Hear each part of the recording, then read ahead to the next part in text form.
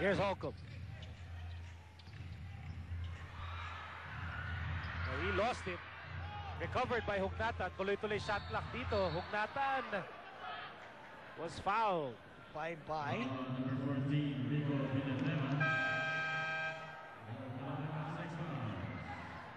So Villanueva leaves the game after scoring 9 points and grabbing 10 rebounds off the bench. Almost a double-double. Sayang, ano? 14 seconds on the shot clock. But he was baited into that.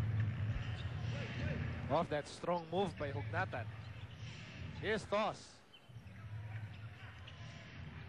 Thos makes his move and scores against Ralimi. Yun na nga, and that was a semi-hook.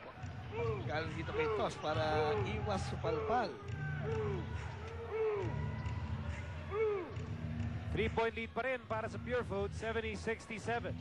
5 minutes to go in the ball game. Ralimi. Tinutulak siya ni Holcomb.